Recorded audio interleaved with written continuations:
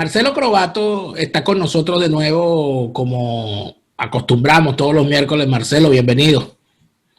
Gracias, un gusto estar contigo. Saludos a todos. Hay unas preocupaciones que nos quedaron pendientes la semana pasada, pero además de eso debemos saludar a los encargados, a Juan Guaidó y al gobierno interino, porque parece que ven tus exposiciones, Marcelo, y luego de la explicación que hiciste la semana pasada sobre la necesidad de que el gobierno interino, si de verdad quiere gobernar, haga un acto de gobierno que lo tiene a la mano, como es la emisión de pasaportes o de documentos de identidad. Tú hiciste esa exposición de nuestra conversación de la semana pasada y a los pocos días el gobierno interino, por lo menos desde el punto de vista efectista de las declaraciones públicas, compró la idea. Entonces, eso es interesante. Entonces, como es tan interesante, nosotros la semana pasada habíamos quedado con la idea de hablar de los gobiernos en el exilio, basados en algo que tú has estudiado ya, inclusive a nivel académico, desde hace bastante rato. Y bueno, como están escuchando lo que tú estás planteando y se atreven a ejecutarlo, bueno, quisiera que te explayaras y de todos los detalles sobre el gobierno en el exilio. A ver si la pegamos con esta también, por favor. Dios permita nos escuchen y tomen consejos, tomen ideas, porque hasta el momento han estado terriblemente erráticos en el mejor de los casos y cometiendo errores garrafales. Así es. El gobierno provisional se parece mucho al gobierno en el exilio. La única diferencia es que el presidente, en vez de estar en otro país, todavía está dentro de Venezuela. Pero la característica fundamental es la misma. No pueden ejercer actos de gobierno hacia el interior del territorio. Juan Guaidó está en Venezuela, pero dentro de Venezuela no puede ejercer el mínimo acto de gobierno, no puede ejercer ningún tipo de autoridad, pero sí puede ejercerla hacia afuera. Cuando yo hice mi tesis sobre los gobiernos en el exilio, tomé como ejemplo clásico los gobiernos europeos en la Segunda Guerra Mundial que tuvieron que huir ante el avance de los ejércitos germánicos y se instalaron la gran mayoría en Inglaterra. El ejemplo mayor es el de la Francia libre del general de Gaulle. El general de Gaulle estaba en Londres en una misión de Estado Mayor momentánea y de repente le dicen: general, Francia se acaba de rendir. El hombre se quedó frío y dijo: necesito un micrófono. Al día siguiente pudo hablar a través de la BBC de Londres para toda Francia y emitió la proclama a todos los franceses, donde dijo: Francia ha perdido una batalla, pero Francia no ha perdido la guerra. Y entonces explicó que Francia seguía teniendo fuerza, seguía teniendo colonias, seguía teniendo poder, seguía teniendo soldados y que iban a luchar hasta el último de los franceses para liberar nuevamente a Francia. Designó poco a poco algunos órganos de gobierno, designó a Jean Moulin como comandante de la resistencia de las fuerzas francesas del interior, que tuvo como mano derecha, entre otros, muy famoso, muy conocido, Frederick George Thomas, el Conejo Blanco, comandante británico, adscrito al Servicio de Operaciones Especiales, llegó a ser jefe de escuadrón, pero habiendo vivido en Francia, era una persona que hablaba francés como un nativo, era una persona que pasaba como francés en París, a pesar de ser 100% británico, y fue una de las máximas autoridades de la resistencia francesa para ayudarlos a organizarse. Entonces, él creó la Francia libre, él creó un país con un discurso. Juan Guaidó podría hacerlo, pero además del discurso, tiene que ejecutar una serie de actos de gobierno hacia afuera del país, porque sabemos que hacia adentro no puede. Así como el general de Gaulle no pudo ejecutar ningún acto real de gobierno hacia adentro de Francia, a pesar de que organizó las fuerzas de la resistencia y les dio órdenes, la verdad es que quien mandaba en Francia era el gobernador militar alemán. Pero en el exterior él representaba a los franceses, representaba a las Fuerzas Armadas francesas, podía tener el control de las colonias. De hecho, terminó por tomar el control porque el gobierno de Vichy, el del general Philippe Pétain, perdió poder hacia las colonias porque los soldados no reconocían la rendición de Francia, ellos querían seguir peleando por su libertad. Entonces Juan Guaidó debería tomar este ejemplo seguir lo que hizo el general de Gaulle para poder liberar a Venezuela. Particularmente... Pero detengámonos allí un momento para, de alguna manera, hacer revisar las diferencias, ¿no? Porque quizás en las diferencias nos podamos ilustrar un poco más. En primer lugar, estábamos hablando de que Charles de Gaulle, al irse de Francia, tenía una legitimidad de hombre de armas, era parte del ejército. En segundo lugar, cosas que no tiene Juan Guaidó. O sea, Juan Guaidó parece que tanto él como toda su clase política se han negado a reconocer el valor del tema militar. Fíjate que en el Plan País, en el famoso Plan País, no hay ni una línea dedicada al tema militar, cuando se están enfrentando a un grupo gangsteril apuntalado en las armas de las Fuerzas Armadas. En segundo lugar, ya había un posicionamiento mundial armado.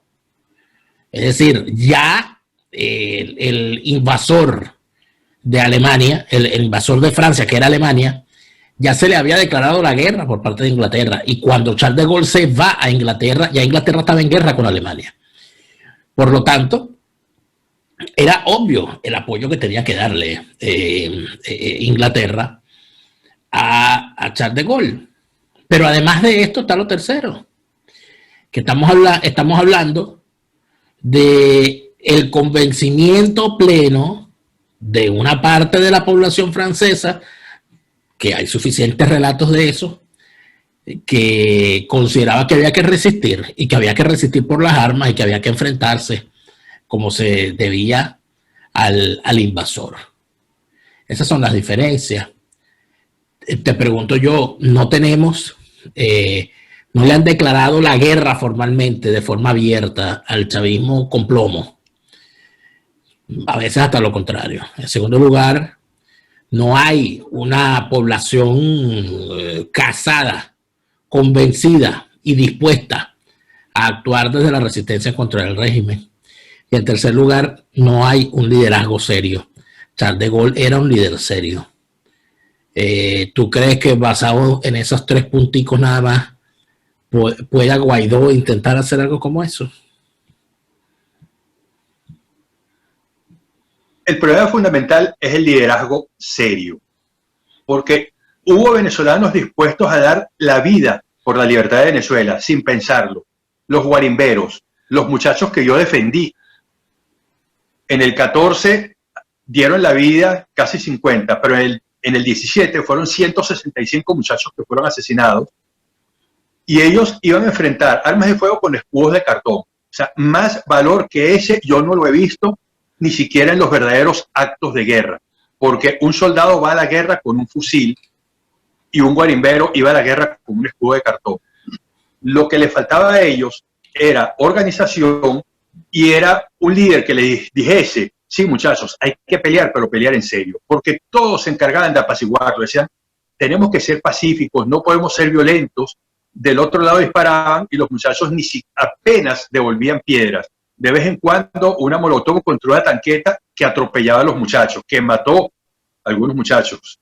Entonces, si no los hubiesen apaciguado y los muchachos hubiesen actuado como debía actuar la resistencia, no sé dónde estaríamos, pero indudablemente nosotros no habríamos puesto todos los muertos y todas las víctimas. Ellos habrían sufrido y quizá habríamos podido voltear la situación, porque habría habido entusiasmo cuando se ve que nuestras fuerzas, que eran nuestros muchachos, nuestros guarimberos, iban avanzando y tomando control de la ciudad. Mucha más gente se habría acercado, así que creo que se habría podido. Respecto a la parte internacional, por supuesto, en tiempos de la Segunda Guerra Mundial, los ingleses ya estaban en guerra con los alemanes, no hay nadie en guerra contra Nicolás Maduro, pero una de las razones por las cuales nadie está en guerra contra Nicolás Maduro, y habría razones para hacerlo, es que la misma oposición política venezolana se ha encargado de apaciguar. Pudimos ver tanto en el libro del embajador John Bolton como en las últimas entrevistas, bueno, las entrevistas que dio hace un par de meses el presidente Trump, donde quedó claro que él sí tenía la intención, él estaba dispuesto a actuar militarmente porque él comprendía la situación. Sin embargo, lo apaciguaron, dijeron, no, podemos buscar soluciones políticas, soluciones más sencillas, soluciones no violentas, podemos tratar de forzar el quiebre. Estoy de acuerdo que lo primero que uno trata es de ver si hay una solución no violenta, y segundo, que la solución sea lo menos violenta posible. Pero cuando tú te das cuenta que nada de eso funciona, tienes dos opciones: o te rindes, te olvidas, te dices no voy a seguir peleando, o vas a la guerra. Y en este caso, considerando que en Venezuela tenemos un régimen que es aliado de los enemigos de Estados Unidos, pero no de enemigos ideológicos como Rusia y China, sino de enemigos muy reales como son los yihadistas, la gente de Hamas, la gente del Hezbollah. Entonces Estados Unidos está claro que ellos pueden ir a la guerra porque estos terroristas islámicos han realizado atentados asesinando ciudadanos americanos, asesinando ciudadanos de todo el mundo. Entonces creo que si no los hubiesen apaciguado, la situación habría sido distinta. Quizás no se habría llegado a las armas, pero habría estado muy claro que, como decían, todas las opciones están sobre la mesa, que la opción armada realmente estaba sobre la mesa. Yo he dicho mucho que la situación de Venezuela es como una negociación de rehenes. El negociador de rehenes le dice a los delincuentes, miren, ustedes hablen conmigo porque si no resuelven conmigo, afuera están los comandos y los comandos van a entrar arrasando todo, van a entrar y los van a matar a ustedes sin ningún remordimiento porque ellos quieren salvar a las víctimas. Como hemos visto el famoso caso en los Valles del Tuy, cuando estaba el comisario Simonovic, que siempre lo han repetido, que al final el francotirador le da un tiro en la cabeza al delincuente que tenía una pistola apuntando en la cabeza de una señora. Entonces, eso es lo que le va. Eso es una extraordinaria alegoría, pero ha habido gobiernos en el exilio, pero ha habido, en el caso de Charles de Gaulle, fue un gobierno del exilio con un ejército en el exilio. Por supuesto. Enrolados, además, en la coalición para derrotar al gran enemigo.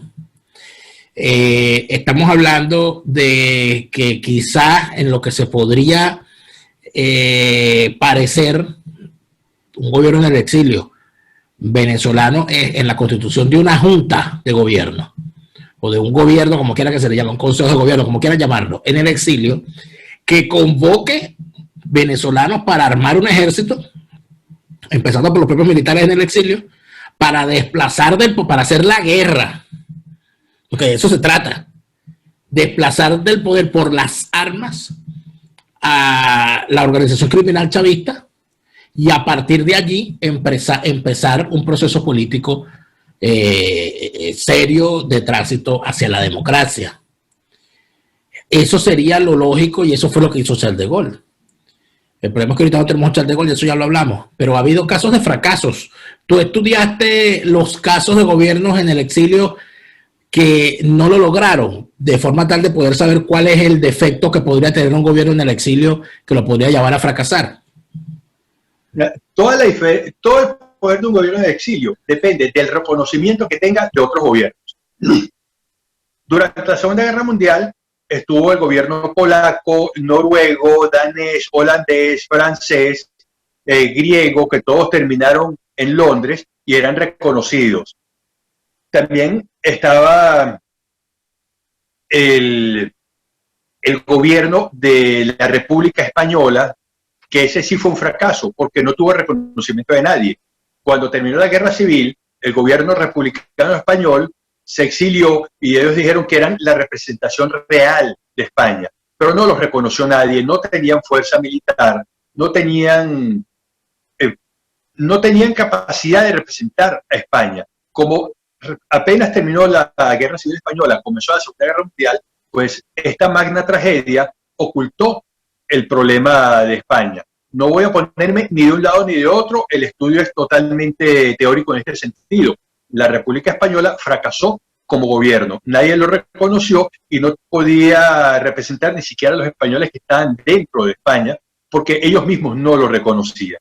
Entonces, eso fue un fracaso. Otro ejemplo exitoso y fuera de la Segunda Guerra Mundial es el gobierno kuwaití en el exilio. Cuando Saddam Hussein invadió Kuwait, el gobierno se retiró, todos los países lo reconocían, pudo tomar control de todos los recursos kuwaitíes, pudo armar a sus fuerzas armadas, tenía una cantidad de recursos realmente asombrosa Entonces ellos pudieron comprar todas las armas habidas y por haber y pagar todos los costos que tuvieron la coalición de las Naciones Unidas para expulsar a Saddam Hussein del territorio. Hay otros grupos que se han hecho llamar gobiernos en el exilio, pero no es fácil encajarlos de esta manera. También hay grupos cubanos que han querido decir que son gobierno en el exilio, pero no pasan de ser una sociedad patriótica. Hay un par de gobiernos iraníes que también alegan ser gobierno en el exilio, pero son sociedades patrióticas, son grupos que desean la libertad o un cambio en su territorio. Creo que el más llamativo es precisamente el cubano, un gobierno en el exilio cubano que se han ido muriendo uno a uno. Por ahí queda creo que el canciller viviendo en España, según entiendo, canciller del gobierno en el exilio, y fue una cosa que en efecto fue reconocido en inicio, pero al final al convertirse en una peña, prácticamente en una sociedad para conversar sobre lo que perdieron y sobre lo que podrían tener, lamentablemente no llegaron a ninguna parte. Y en el caso de España está también como el juego de la guerra mundial, el juego de la Guerra Fría hizo prácticamente inviable cualquier efectividad de ese gobierno en el exilio, que inclusive terminó feneciendo por causa propia.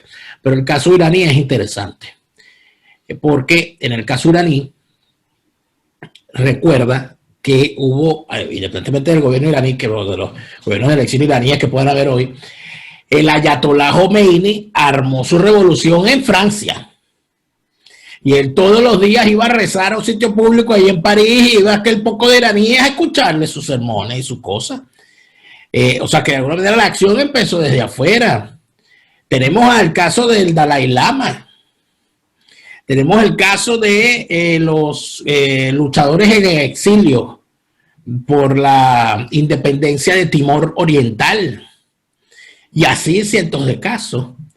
Pero aquí se vende esto, y entonces te hago esta pregunta, aquí se vende la permanencia dentro del territorio de Venezuela como una virtud.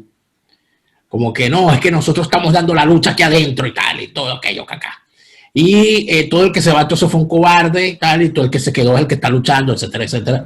Que a mí me parece que es un falso dilema, porque no todo el que se quedó está luchando y no todo el que se fue es un cobarde. Pero dentro de todo eso, ¿cómo crees tú que debería, o sea, por dónde empezar si queremos hablar de la constitución de un gobierno en el exilio? Bueno, un pequeño salto. La gran mayoría de los grupos que se hacen llamar gobiernos de exilio no pasan de ser sociedades patrióticas. Desean, pero no son gobiernos, pues no tienen un reconocimiento. Pasando, ¿qué debería ser un gobierno en el exilio en Venezuela? Bueno, debe formar gobierno. Entonces, debe tener los necesarios cargos, y no es repartir cargos, pero hay funciones que hay que cumplir. Por ejemplo, tiene que haber un ministro de Relaciones Exteriores, un ministro de Seguridad, Inteligencia, un ministro de Interior en general, que también incluya el área penitenciaria, que quizás no pueda hacer nada hacia dentro de Venezuela, pero sí puede representar y ser el asesor del presidente en ese sentido. Tiene que haber un ministro de la Defensa, y esto sería importante para poder tratar de romper la cadena de mando, porque cualquier militar en Venezuela recibe órdenes de Padrino López y las recibe correctamente, porque el ministro de Defensa, el único nombrado, es Vladimir Padrino López, un delincuente solicitado por narcotráfico en los Estados Unidos. Pero Guaidó no ha nombrado otro ministro de Defensa para tratar de presentar una dualidad para la mentalidad militar. Entonces, tiene que haber eso, tiene que haber un ministro de Hacienda porque hay recursos en el exterior.